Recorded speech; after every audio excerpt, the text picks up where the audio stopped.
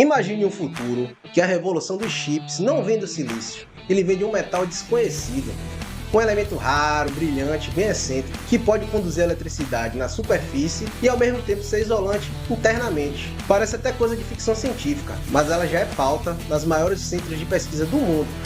Hoje a gente vai falar sobre um possível substituto do silício na microeletrônica do futuro. Vem comigo que a gente vai conhecer mais um minério muito importante para o desenvolvimento global.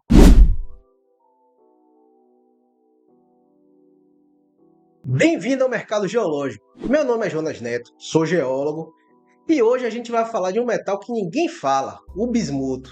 Mas antes, perca 10 segundinhos para se inscrever no canal e curtir esse vídeo, que vai ajudar muito a gente trazer esse conteúdo para mais pessoas e é um conteúdo interessante. Bem, o bismuto é um metal pesado, ele é bem marcante visualmente, porque ela tem uma cor bem brilhante, meio púrpura, meio esverdeada, brilhante e com um comportamento físico que é único.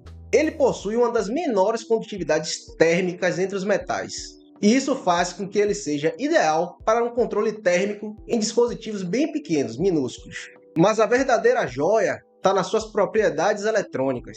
Esse metal apresenta o que a gente chama de acoplamento spin-órbita e é muito forte. O que acontece? Eu vou tentar explicar da maneira mais simples. Enquanto no chip de silício, um campo elétrico consegue controlar a passagem ou não de corrente elétrica, ou seja, o movimento do elétron ao redor do seu núcleo, o chip de bismuto, além disso, consegue controlar como os elétrons giram ao redor dele mesmo. E eu vou utilizar uma moeda para mostrar mais ou menos como é que funciona. Isso é uma analogia, viu, gente?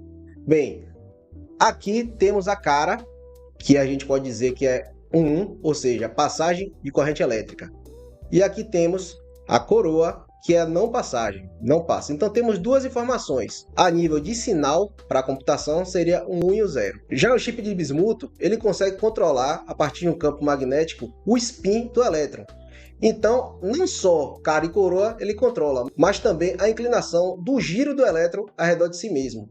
Ele pode pegar informações de diversos ângulos. E isso é muita informação. Sendo assim, um chip de bismuto traria muita informação. Além disso, ele é muito mais rápido, consome muito menos energia e dissipa muito mais calor. Outra problemática também que existe é que os chips de silício estão cada vez diminuindo mais. E chegou a um ponto que já está existindo alguns problemas físicos, como por exemplo, a perda de corrente elétrica, que o chip de bismuto vai tentar contornar esse problema. Para quem não viu, tem um vídeo falando sobre silício aqui no nosso canal. Agora, em relação à computação quântica, existe uma linha muito forte de pesquisadores da área da computação dizendo que os chips de computação quântica eles não são substitutos dos chips de silício nesse momento. Eles seriam complementares. Enquanto os chips de silício ficariam com algumas funções, os chips quânticos eles iriam mais para o lado da criptografia, processamento de muitos números, processamento de muitos modelos matemáticos, enquanto o chip de silício ele ficaria mais voltado para as outras atividades,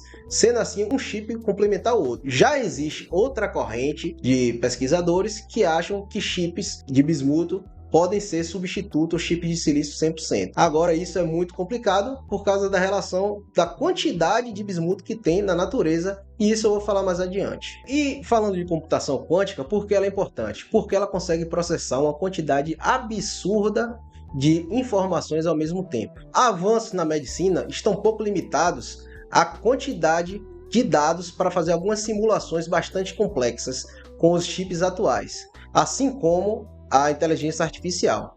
Então, uma computação quântica, podendo processar muitos dados de uma vez só, consegue criar simulações bem fidedignas e assim desenvolver diversos ramos da ciência, como medicina, como a física, como até a própria geologia, para simular modelos muito mais fiéis, com muito mais informações. Ou seja, a computação quântica não trata apenas de quebrar criptografias, ela vai ser utilizada para resolver problemas e modelagens complexas na área de ciência e assim desenvolver nossa sociedade. Agora tem um problema. O bismuto é muito raro na natureza e a tecnologia dele ainda está em fase experimental. Se superar esses obstáculos, o que a gente chama de spintrônica, que é o termo utilizado para esse tipo de processamento de dados, baseado no bismuto, pode representar uma grande revolução no mundo dos processadores, principalmente da computação quântica. Agora vamos falar de geologia. O bismuto ele não ocorre em grandes concentrações, como eu falei anteriormente. A presença dele na crosta terrestre é estimada entre 8 a 180 ppb, ou seja, partes por bilhão. Se botar o número aí é 0,00000, dá para botar o número aí, editor? Por isso que ele é sempre obtido como um subproduto de mineração de outros metais, como chumbo, principalmente o estanho, cobre e o tungstênio. Em 2024, a produção global de bismuto foi de aproximadamente 16 mil toneladas, o que é muito pouco, com a China dominando 80% do refino. O restante está dividido em países como Laos, Coreia do Sul e Japão. As reservas conhecidas no mundo todo giram em torno de 320 mil toneladas, sendo só na China 240 mil. Ou seja, não é muito e a China domina muito o mercado. E o Brasil? O Brasil, infelizmente, ainda não apareceu nesse cenário. Agora existem ocorrências em regiões como o quadrilátero ferrífero, em Minas Gerais, em Rondônia, em áreas na Amazônia, que tem estanho e também tem o bismuto como subproduto. Mas, como eu falei anteriormente, ele sempre é subproduto da mineração, porque sua concentração é muito pequena por se abrir uma mina apenas de bismuto.